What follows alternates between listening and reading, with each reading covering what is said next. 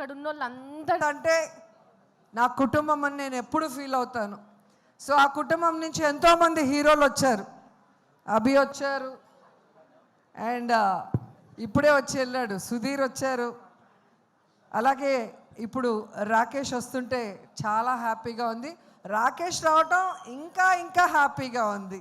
ఎందుకంటే రాకేష్ నాకు పరిచయం అయింది జబర్దస్త్లో. అప్పటి నుంచి అమ్మ అమ్మ అమ్మ అంటూ నా చుట్టూ తిరుగుతుంటాడు చిన్నపిల్లాడిలాగా. సో నా బిడ్డ రాకేష్ సినిమా సూపర్ హిట్ కావాలి అని ఇంత దూరం ఒక తల్లి మనసుతో వచ్చి ఆశీర్వదించాలని రావటం జరిగింది. నా పుట్టినరోజుకి ఎప్పుడు రాకేష్ నగిరికి వచ్చేవారు. ఈ ప్రీ రిలీజ్ ఈవెంట్తో ఇక్కడ బిజీగా ఉండటం వల్ల నేనే అక్కడి నుంచి ఇక్కడికి రావటం జరిగింది. నిజంగా తెలంగాణ బ్రాండ్, తెలంగాణను సార్థకత చేసిన కేసీఆర్ అంటే మా రాకేష్కి చాలా ఇష్టం. ఆయన పేరుతో ఈరోజు సినిమా తీయటమే కాకుండా తెలంగాణ మట్టి మీద, తెలంగాణ గడ్డ మీద, తెలంగాణ చరిత్ర మీద, తెలంగాణ మనుషుల మీద తనకున్న ఎనలేని ప్రేమని, అభిమానాన్ని ఈ సినిమాలో మా రాకేష్ చూపిస్తున్నారు. సో తెలుగు ప్రజలు కూడా, అంటే తెలంగాణే కాదు, తెలుగు వాళ్ళందరూ కూడా, ప్రపంచవ్యాప్తంగా ఉన్నవాళ్ళు మా బిడ్డని ఆశీర్వదించి ఈ సినిమాని సూపర్ హిట్ చేయాలని మనస్ఫూర్తిగా కోరుకుంటున్నాను. ఎందుకంటే బలగం సినిమా మనం చూసాం, ఒక విలేజ్ బ్యాక్డ్రాప్తో, అది కూడా మా జబర్దస్త్ టీం నుంచి వచ్చిన వేణు డైరెక్ట్ చేసిన సినిమా. ఒక పల్లె వాసనతో ఎంత ఫ్రెష్గా అనిపించిందో అంతకన్నా ఈ సినిమా బాగుంటుందని ఇప్పటికే మీకు అర్థమైపోయి ఉంటుంది. ట్రైలర్ చూశారు. అండ్ పెట్టి ఒక స్కిట్లో నేను బయట పెట్టగానే ఇంకా ఏడ్చేసింది. సో అప్పుడే చెప్పాను, మంచి అమ్మాయిరా, నిన్ను పిచ్చిగా ప్రేమిస్తుంది, పెళ్ళి చేసుకో అని. వీడేమో పెళ్ళే వద్దు తల్లి, మా అమ్మ ఉంటే చాలు, మా తమ్ముడు మా ఫ్యామిలీ చాలు, నాకు పెళ్ళే వద్దు అనుకున్నవాడు బలవంతంగా మేమే ఒప్పించి పెళ్లి చేసాం. ఒక మహాలక్ష్మి నీ చేతిలో పెడితే ఇంకో బుల్లి మహాలక్ష్మిని ఈ మధ్య ఇచ్చాడు, ఖ్యాతి. సో ఖ్యాతి పుట్టిన సందర్భంగా ఈయన సినిమాతో ఈయనకి ఖ్యాతి రావాలి.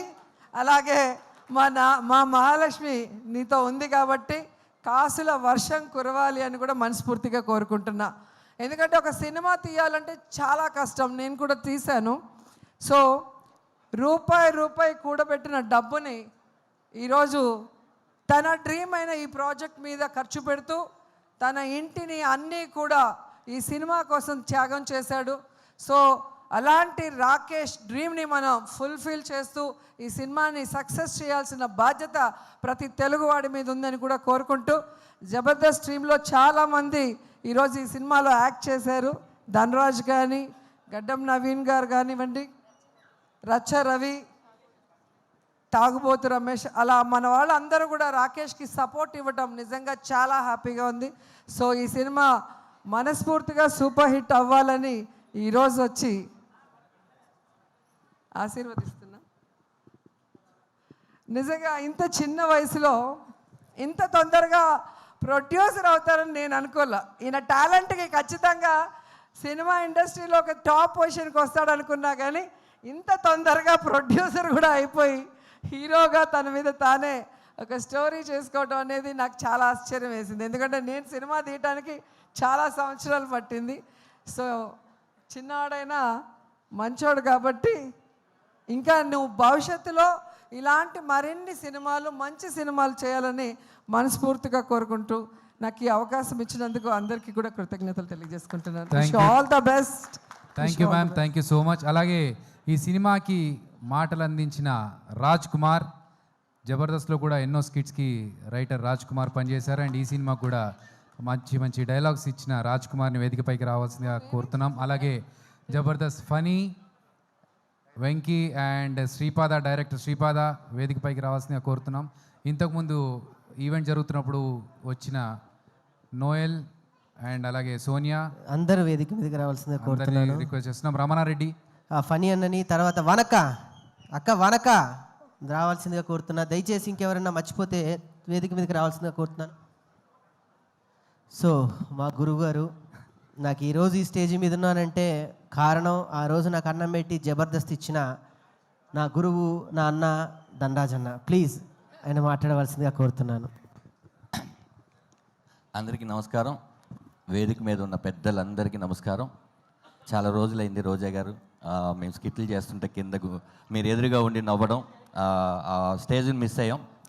ఓకే, ఇక్కడ సమయం లేదు, చాలామంది ఉన్నారు కాబట్టి నా తమ్ముడు రాకేష్ ఈ సినిమా ఫస్ట్ కథ రాసుకొని నా దగ్గరికి వచ్చాడు. వచ్చి అన్న నేను ఒక సినిమా రాసేసాను, దాంట్లో నేను హీరోగా చేస్తున్నాను, దీని డైరెక్టర్ ఎవరో తెలుసా అన్నాడు. ఎవరన్నా? నువ్వే అన్నా అన్నాడు. నేనా అన్న? అవునన్నా, ఒక కమెడియన్ని ఇంకొక కమెడియన్ డైరెక్షన్ చేస్తే ఎలా ఉంటుంది అన్నాడు. లేదు లేదు, నేను ఆల్రెడీ ఒక సినిమా డైరెక్షన్ చేస్తున్నా తమ్ముడు, కానీ నీ ధైర్యం నాకు నచ్చింది, ఎందుకంటే నేను కూడా ఎర్లీ స్టేజ్లోనే ఒక సినిమా పోటీ చేస్తాను.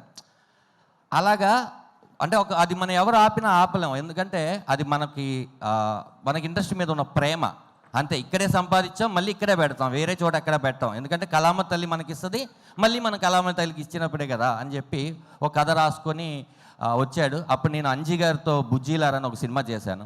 ఆయనైతే కరెక్ట్గా ఉంటుంది, ఆయనైతే బాగా ఈ కథకి న్యాయం చేస్తాడని ఆయనే డిఓపిగా ఆయనే డైరెక్టర్గా ఈ సినిమాని వీళ్ళు ఒక చిన్న బడ్జెట్లో తను అన్ని ఇంటర్వ్యూలు నేను చూశాను, చిన్న బడ్జెట్లో చాలా చక్కగా తీశాడు, చాలా మంచి సినిమా తీశాడు. నేను లాస్ట్గా ఇక్కడ ఈ సినిమా పనిచేసిన టెక్నీషియన్స్ అందరూ నాకు చరణ్ అర్జున్ కానీ మిగతా వాళ్ళందరూ కూడా బెస్ట్ ఫ్రెండ్స్. అది ఇంకొక వేదిక, సక్సెస్ మీట్ రోజు అది మాట్లాడుకుందాం. ఇప్పుడైతే నా తమ్ముడిని బ్లెస్ చేయడానికి మీరు అందరూ చేయాల్సిన ఒకే ఒక పని ఏంటంటే, మీ 200 రూపాయలు 2 గంటల సమయం ఈ వారం ఈ స్వామి కోసం వెచ్చించండి. అంతే. మీరు వృధాగా కొన్నిసార్లు ఎక్కడో ఖర్చు పెట్టుంటారు, సినిమా నచ్చలేదంటే తమ్ముడు కోసమే కదా ఖర్చు పెట్టాను అన్నట్టు ఇతని కోసం 2 గంటల సమయాన్ని 200 రూపాయలని ఈ వారం రాకేష్ కోసం మీరు ఖర్చు పెడితే తను ఇంకా మంచి మంచి సినిమాలు తీసి ఇండస్ట్రీలో ఇంకా ఎంతోమందిని పరిచయం చేయడానికి ఛాన్స్ మీరు ఇచ్చినట్టుంటారు. ఎవ్వరు ఎన్ని చెప్పినా కూడా అది అవ్వదు, ప్రేక్షకులు థియేటర్కి వెళ్ళి సినిమా చూస్తేనే అవుతుంది. మీరే ఈ కేసీఆర్ సినిమాకి దేవుళ్ళు. Thank you so much. Thank you Dhanraj. అలాగే పాటతో ప్రభంజనం సృష్టించిన మా గోరేటి వెంకన్న గారిని మాట్లాడాల్సిందిగా కోరుతున్నాం. చాలా వినయ సంపన్నుడు, మంచి విషయం ఉంది సినిమాలో. నేను చూసిన సినిమా ఆడుతుంది, నాకు నమ్మకం ఉంది, అది మాత్రం చెప్పగలను. అమ్మ నేను జనరల్గా పాటలు రాస్తా కానీ సినిమా ఫంక్షన్లో వీటిలో కనపడను ఎప్పుడు, కానీ కనపడకపోతే అతని మంచితనం, రాకీ మంచితనం, తర్వాత మంచివాడు కాకుంటే ఆ టీములో జబర్దస్త్ టీం ఇంతమంది రారు. తర్వాత హాస్యం అంటే తెలుగు నేలపైన 70-80 నాటికి అరవపల్లి సుబ్బారావు, కాళిదాస్ కోటేశ్వరరావు, చింతామణి నాటకం